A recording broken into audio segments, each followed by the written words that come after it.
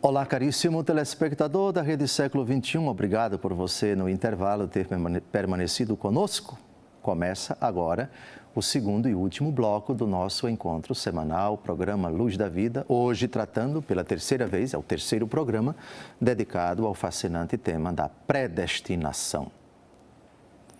500 anos depois de Martinho Lutero, o fundador do protestantismo, refletimos hoje sobre uma doutrina de um discípulo de Lutero chamado João Calvino, um francês que viveu e morreu em Genebra, na Suíça, que, interpretando a Escritura segundo a mente de Martinho Lutero, chegou a defender a seguinte tese: Deus predestina alguns para o céu e predestina alguns para o inferno. Retomamos o estudo da Palavra de Deus, já feito no primeiro bloco e nos dois programas anteriores, para provar que Deus só predestina as pessoas para o céu. Deus não predestina ninguém para o inferno.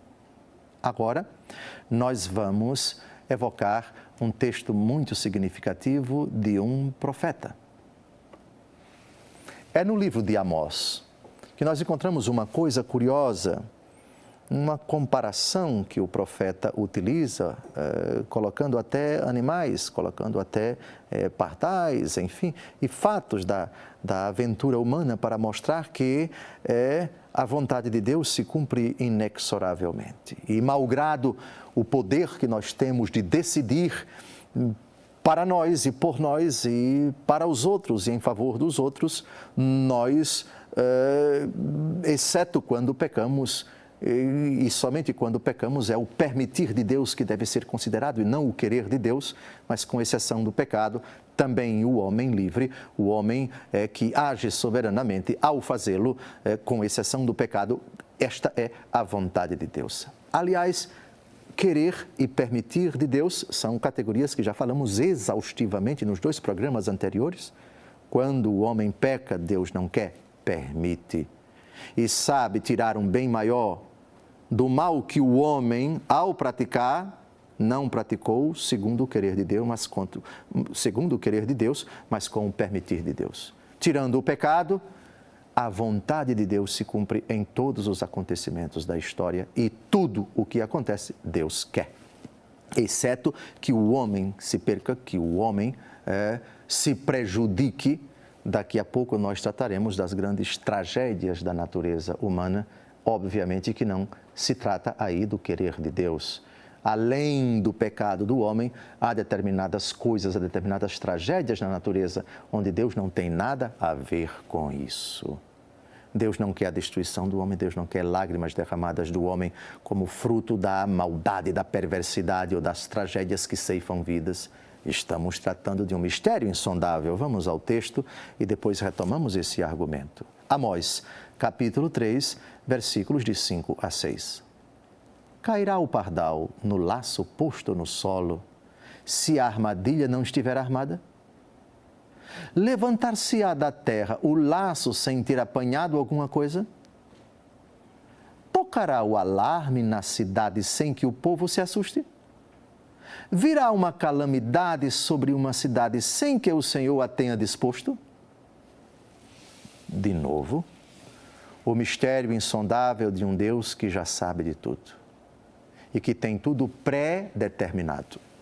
Só que a pré-determinação de Deus não significa que Deus dirige ao homem tragédias, manda furacões para arrasar a vida dos homens, manda tsunamis, manda acidentes horríveis, catástrofes climáticas, geográficas, que ceifam milhares de vidas, um Deus que manda guerra. Não, de forma alguma, isso é blasfemo. Antes que o mundo fosse criado, Deus, na sua ciência infinita, conhece, sabe antecipadamente de todos os atos dos homens, de cada segundo da história, de tudo o que aconteceu, acontece e haverá de acontecer. É apenas isto. Quando se trata da liberdade do homem e quando se trata também de realidades misteriosas que causam espantosos sofrimentos, pensemos, de novo, é sempre bom recordar aqueles fatos trágicos que ceifam vidas humanas, que Deus permite ao criar o céu e a terra, ao criar as criaturas. Deus coloca nelas suas leis, de sorte que elas sejam conduzidas pela divina providência com leis próprias.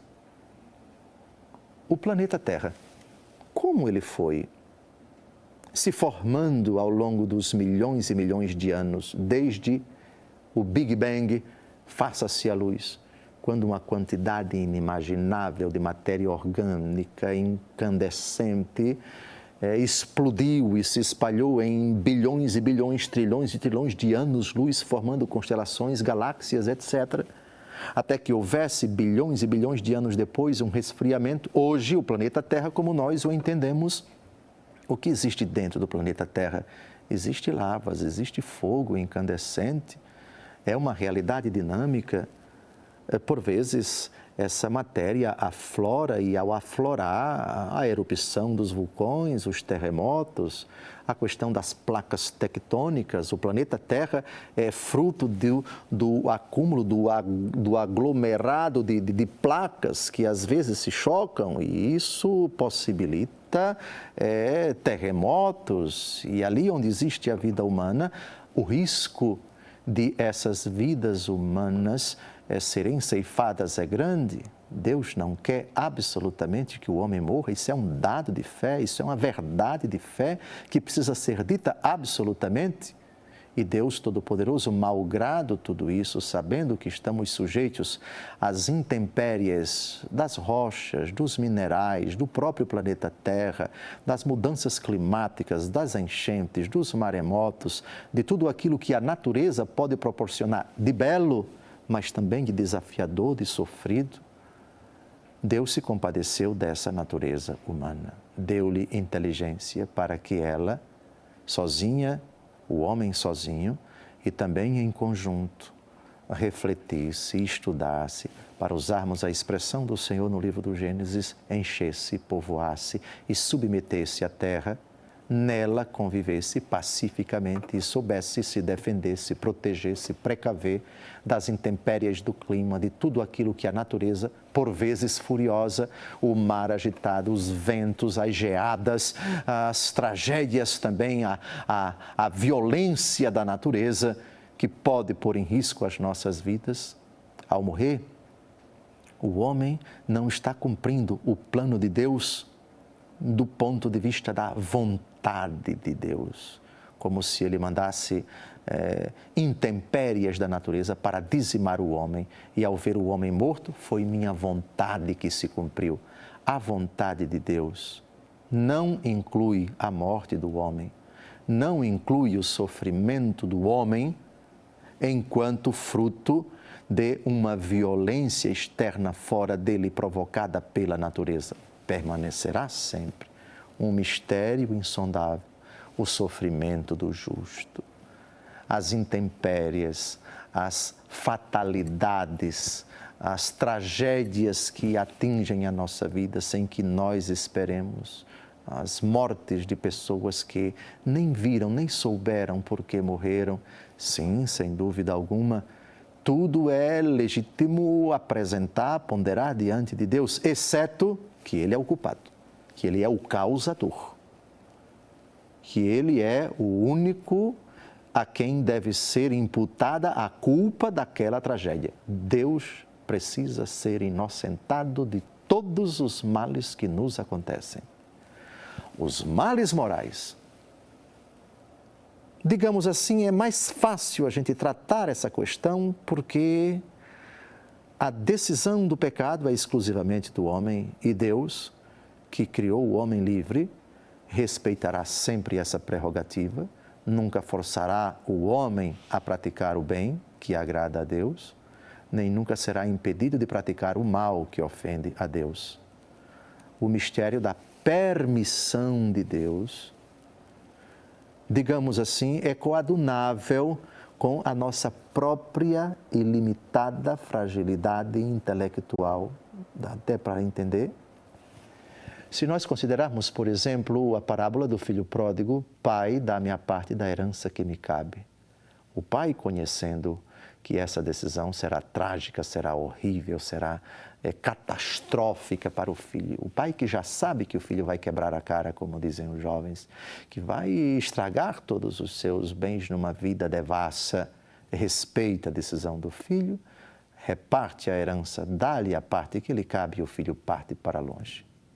O mistério se torna mais, digamos assim, delicado e insondável quando o mal que um realiza repercute na vida de outros inocentes.